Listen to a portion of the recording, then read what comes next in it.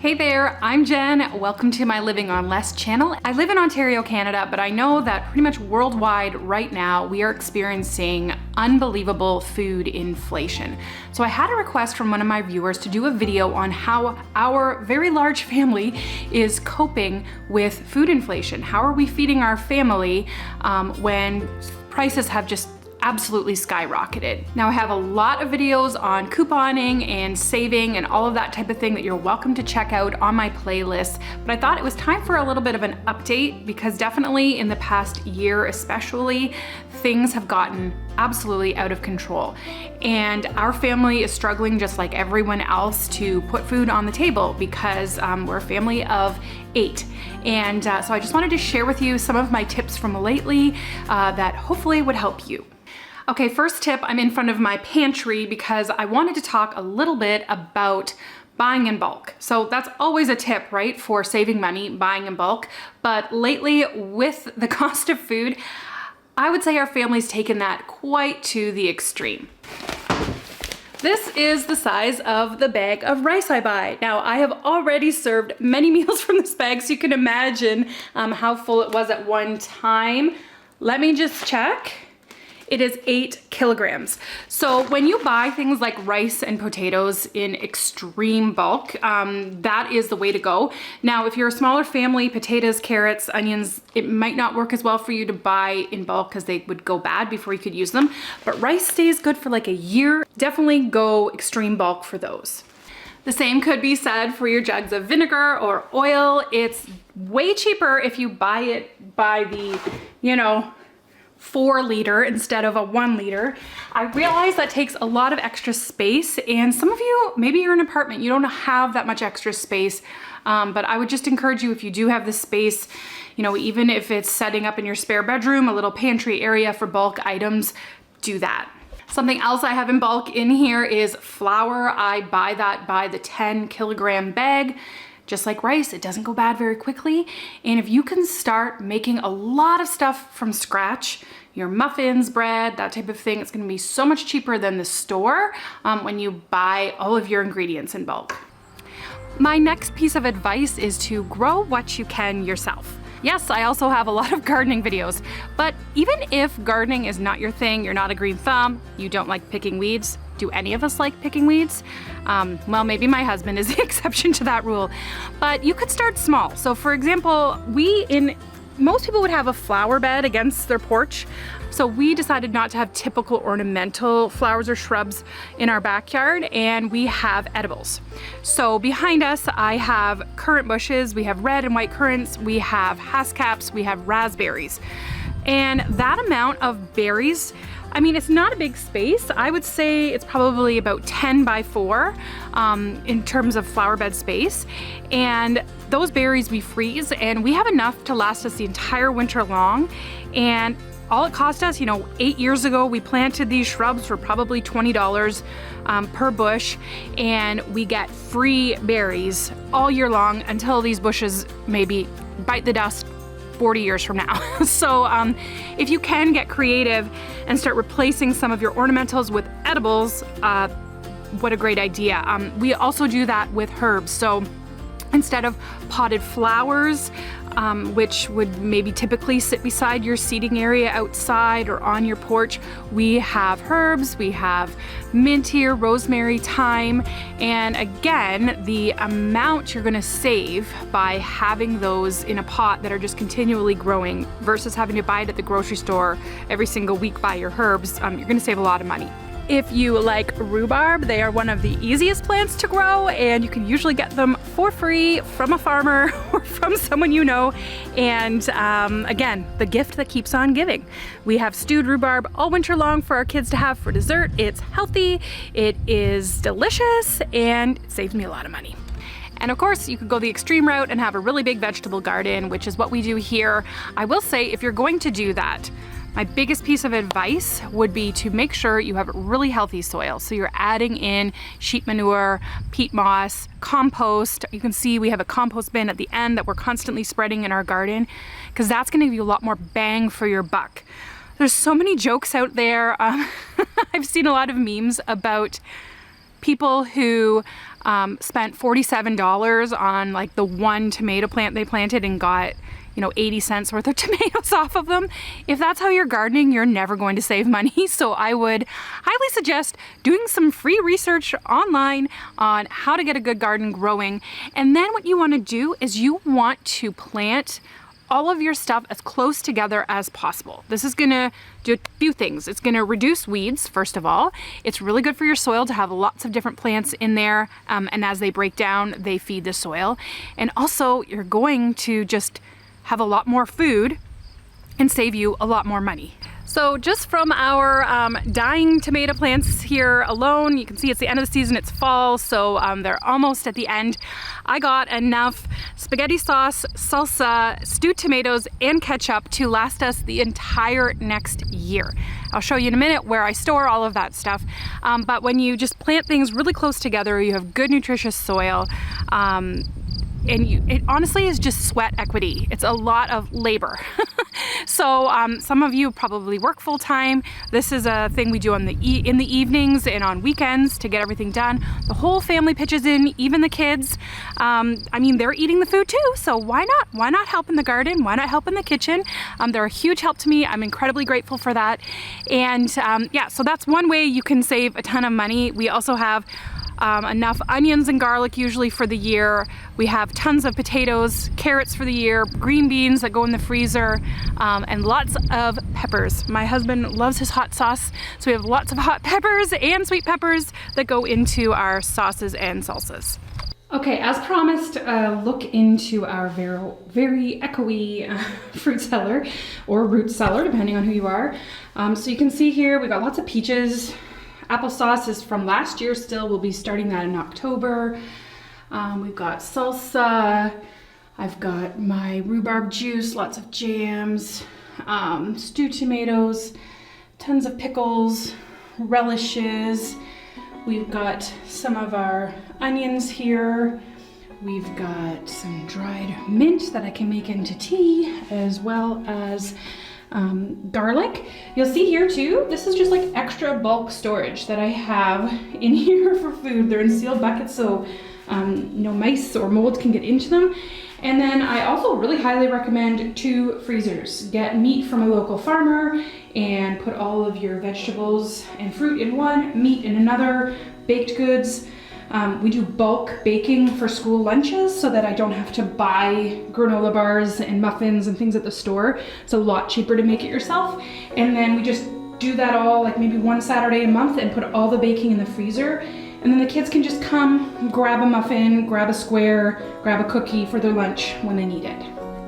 When you're going to the store, couponing, I have a lot of videos on it. I know lately since the pandemic there hasn't been a ton of coupons, but they are starting to make an appearance, so make sure you check your store shelves, grab coupons when you can, and then wait for that item to go on sale and use your coupon against it. As you are perusing your local grocery store shelves, first of all, pick the discount store. Don't go to the specialty grocery store, pick the discount one. Who needs the bells and whistles when food is this expensive? But perhaps now more than ever, it is really important to consider generic, no-name brands for your food. I think we've kind of reached that tipping point in our society now where we no longer really care about, when food is this expensive, you start to not really care what people are gonna think if you don't buy Heinz ketchup or if you don't buy French's mustard or whatever it might be.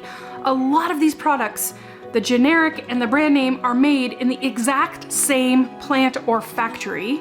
First of all, they come from the same place, but there's a lot more marketing and bells and whistles that go along with something that's brand name. So in my mind, it really only makes sense to buy generic brands unless the brand name is on sale and it's cheaper than the generic, which sometimes does happen. When we go grocery shopping, say we save $1 or $2 per item that we buy by getting the generic brand versus the brand name. I often have like 100 items in my cart with this large of a family.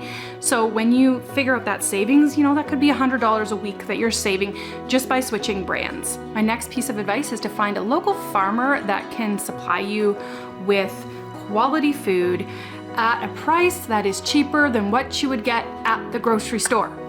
Okay, I have to put that qualifier in. There are a lot of people who love to go to the farmer's market. The problem is, a farmer's market usually will not save you any money.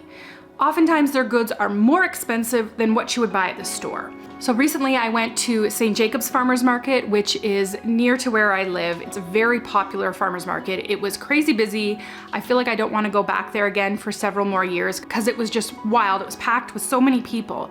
When I was growing up, it used to be just all local farmers and Mennonites that were at the St. Jacob's Farmer's Market. But guess what? Times have changed. It is not local farmers at the farmer's market. It is usually a middleman who is buying their produce at like a grocery store and then reselling it at the farmer's market.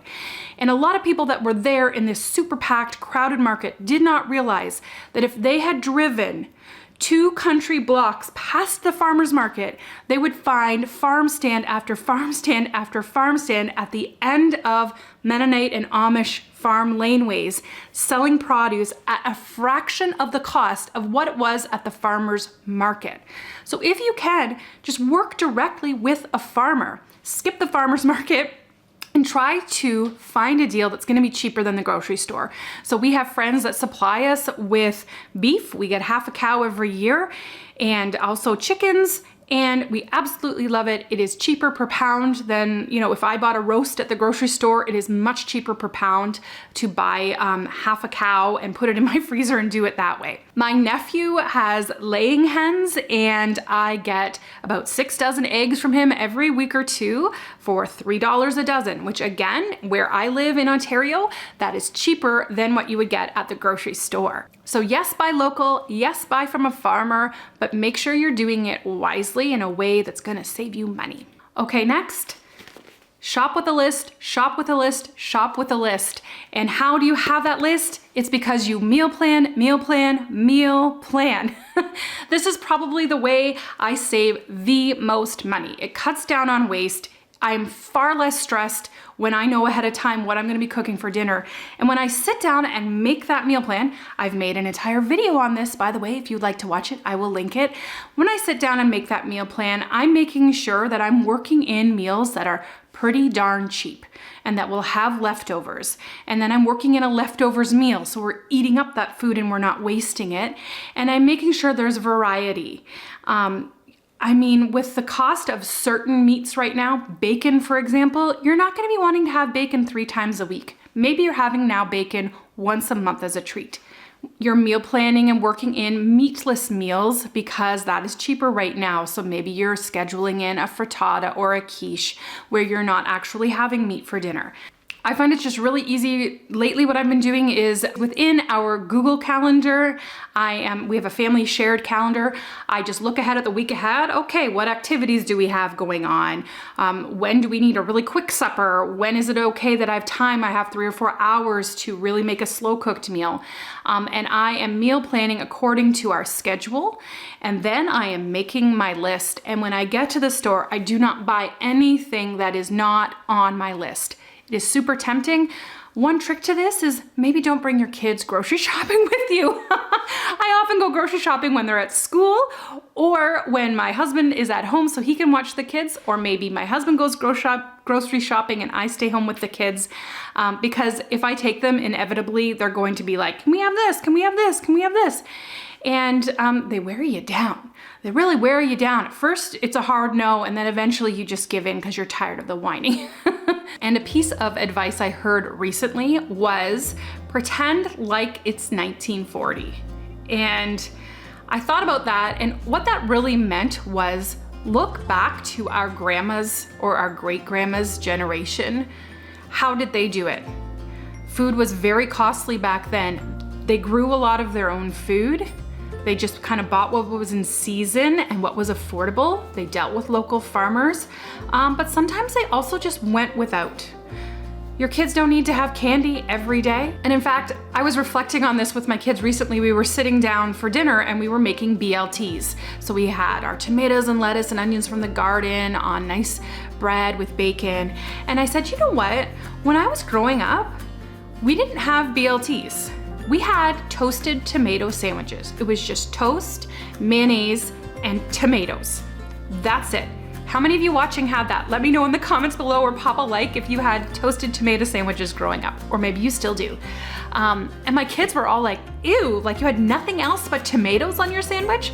And yeah, that's what we had. Why? Bacon was really expensive. So were a lot of the other ingredients. I remember we didn't even have real cheese a lot of the time growing up. So I think we can re-look at what we're serving for our meals. Do we really need to have that much? Do we really need to have 1 million ingredients?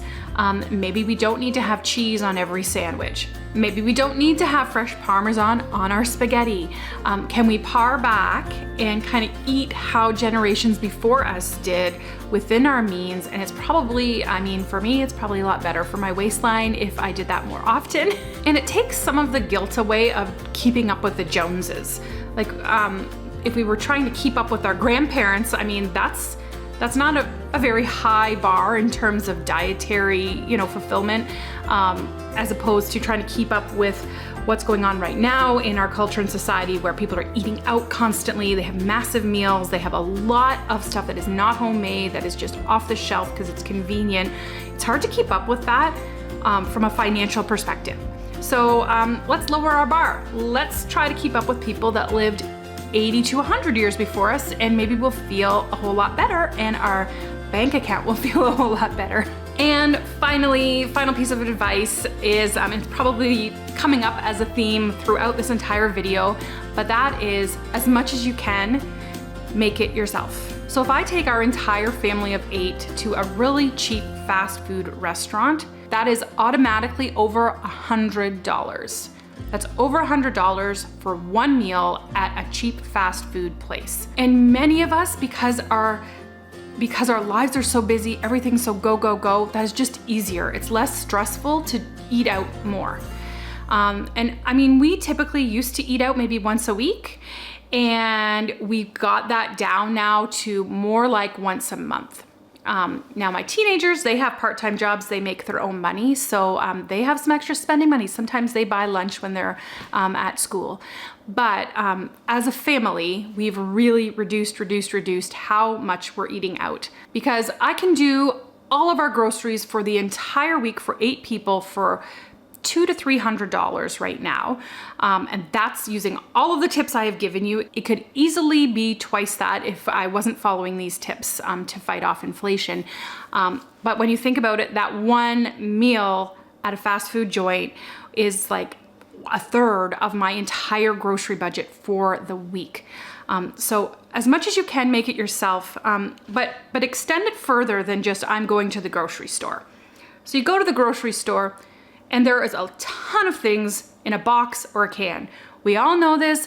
We've all heard the advice: shop the perimeter of the grocery store. Don't go in the middle aisles unless you absolutely have to. Get all the healthy stuff on the outside. It's not just about healthy stuff, it's also about cost. It's generally cheaper if you're just buying the ingredients to make that carrot muffin yourself than to buy a 6-pack of carrot muffins. It is a whole lot cheaper to make your own lasagna than to make that meal in a box lasagna that's kind of small and tastes a little bit like plastic. I have a really busy life. We have a lot of things on the go, and it is hard to make things yourself, especially if you don't particularly enjoy being in the kitchen. So I would recommend, if you don't enjoy being in the kitchen, just have your set meals that you make every week, that you know how to make, that are easy, that are cheap, that everyone likes. So spaghetti is every Tuesday, and tacos are every Friday, and chicken salad sandwiches are every Sunday, or whatever it is.